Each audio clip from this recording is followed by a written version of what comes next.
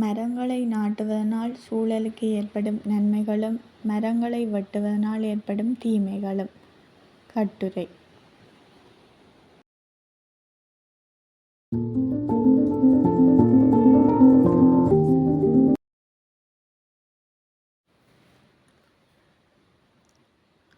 மக்கள் காட்டை அழித்து நகரங்களாகவும் வயல் நிலங்களாகவும் மாற்றுகின்றனர்.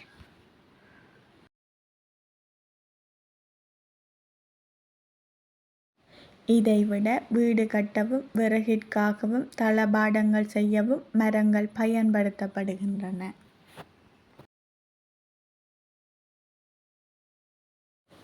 மரங்களின் சகல பாகங்களுமே எமக்கு பயன் தரக்கூடியனவாக உள்ளன.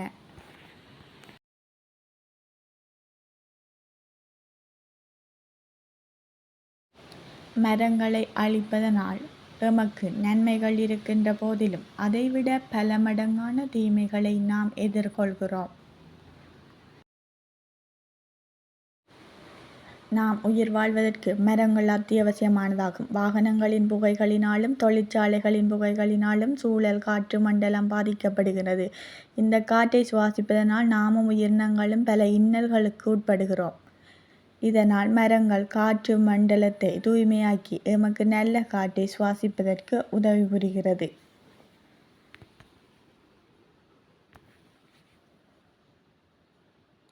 நாட்டில் இயற்கை அழகு கெட்டுப்போகிறது. இதற்கு மரங்கள் வெட்டுவதே காரணமாகிறது.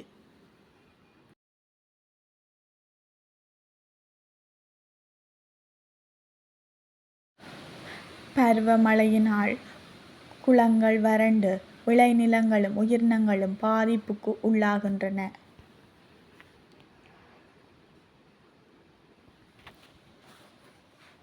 மரங்கள் வேரிலிருந்து நீரை உறிஞ்சி நீராவியாக்கி மேகத்தை குளிரச் செய்து மழையாக பொழிந்து நன்மை புரிகிறது.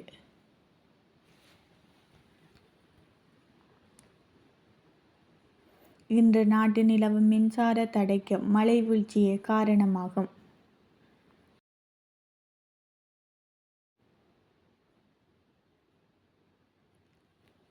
எனவே மரங்கள் நடுவதனால் ஏற்படும் நன்மைகள் பற்றியும் மரங்களை வெட்டுவதனால் ஏற்படும் பாதிப்புகள் பற்றியும் மற்றவர்களுக்கு எடுத்து கூறி ஆளுக்கொரு மரம் நடுவது எமது கடமையாகும்.